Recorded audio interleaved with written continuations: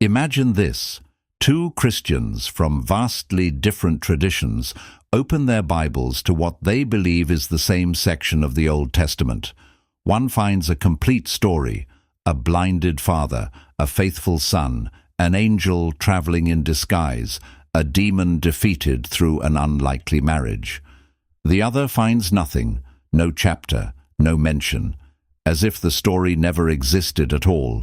This happens every day in churches around the world, and most people never notice. This is the Book of Tobit, a complete story in Catholic and Eastern Orthodox Bibles, yet completely absent from Protestant Bibles and the Hebrew Tanakh used in Judaism. Same religious tradition, same broader biblical history, and yet, depending entirely on which Bible happens to be on your shelf, this story either exists or it doesn't. But the question is, why? The instinctive answer people often gravitate towards is simple, dramatic, and, as we're about to see, largely inaccurate. Someone removed it. A council banned it. The Church hid something it didn't want believers to read. But the historical record tells a different story. What truly happened is far stranger and more revealing than any simple act of censorship.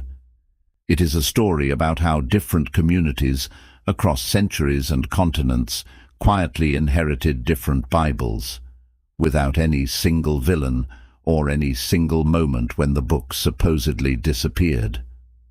To understand how that happened, we have to go back before there was a Bible in any single unified sense at all. Here's the crucial detail most people miss. For much of the Second Temple period, there wasn't a single, fixed, universally agreed upon list of Jewish scripture at all. Different Jewish communities in different regions read overlapping but not identical collections of sacred texts. The core, the Torah, the prophets, was widely settled. However, the outer boundaries of what was considered authoritative writing remained truly fluid for centuries. Tobit was written sometime between the 4th and 2nd centuries BC, likely in Aramaic or Hebrew, set during the earlier Assyrian exile, and it wasn't obscure. Fragments of Tobit were discovered among the Dead Sea Scrolls at Qumran, several separate copies in both Aramaic and Hebrew, showing the book circulated among at least some Jewish communities as valued literature centuries before Christianity existed. So if Jewish communities were reading it, why isn't it in the Hebrew Bible today? This is where the Septuagint becomes essential. The Greek translation of Jewish scriptures produced primarily in Alexandria, beginning in the 3rd century BC. The Septuagint included Tobit alongside the books that would later form the Hebrew Bible's core. For Greek-speaking Jewish communities across the Mediterranean, the Septuagint functioned as their primary scripture for generations.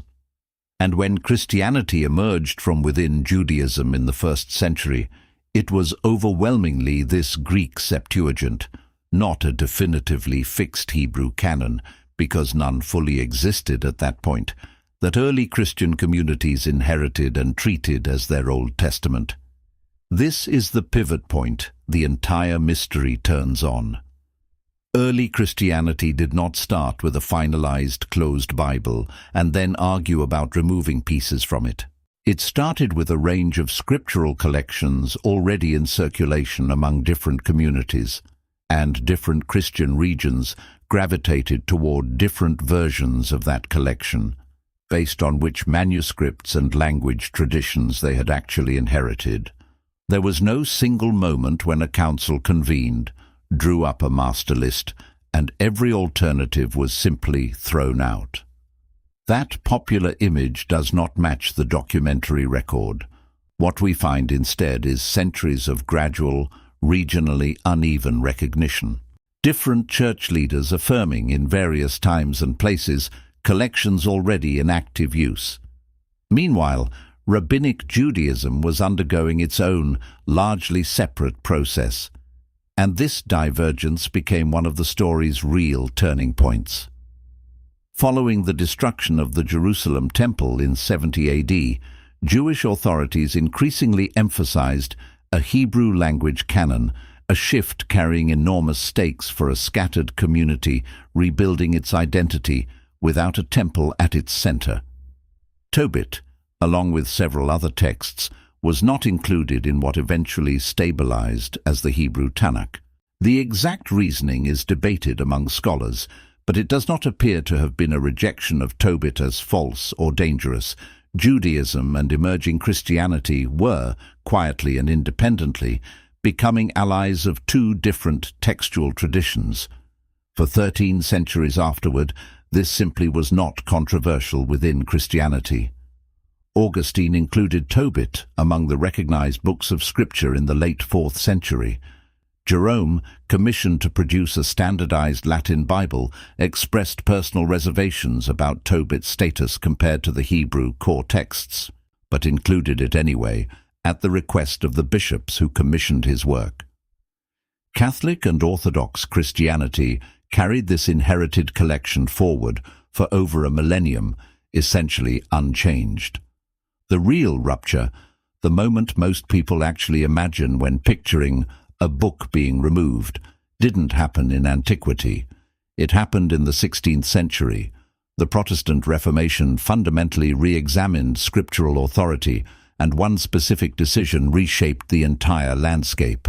Reformers, seeking the most authoritative textual foundation for the Old Testament, increasingly prioritized the Hebrew canon used within contemporary Judaism, the same collection that had already settled without Tobit centuries earlier.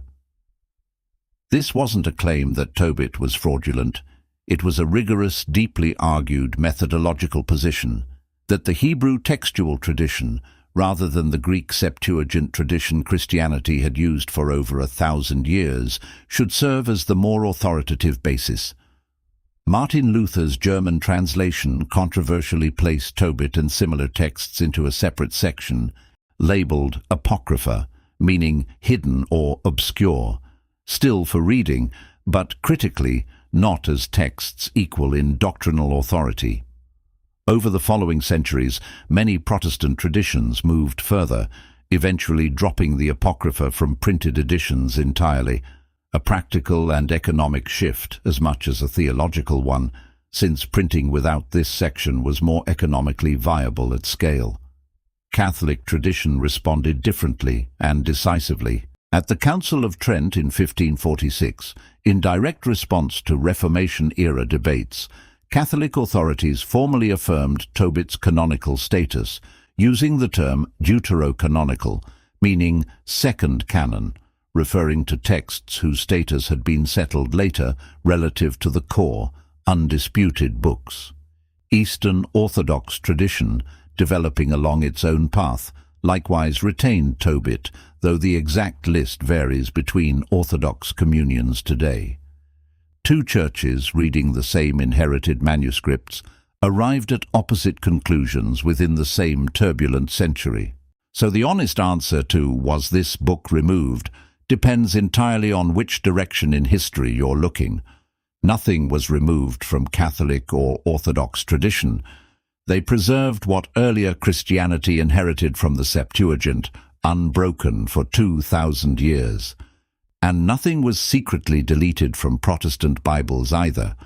Reformers made a deliberate, openly argued choice about which textual tradition should define Old Testament authority, and said so explicitly at the time.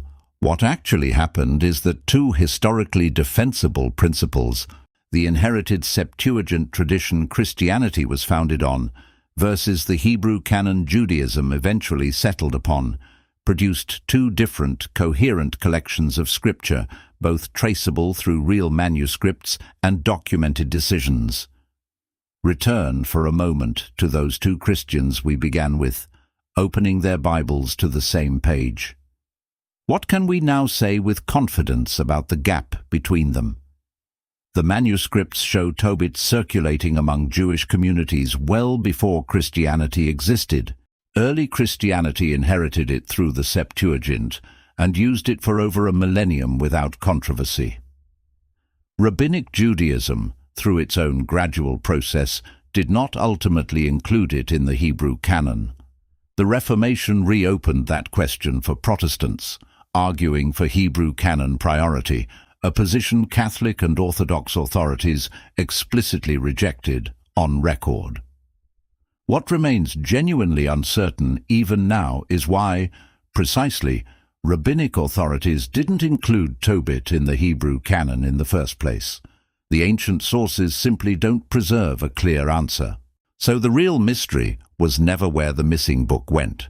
It's this: if devoted communities across 2,000 years inherited genuinely different collections of sacred scripture, each traceable, each defensible, each real, what does that tell us about what the Bible actually is, and who gets to decide? What are your theories on this profound question? Share your thoughts in the comments below.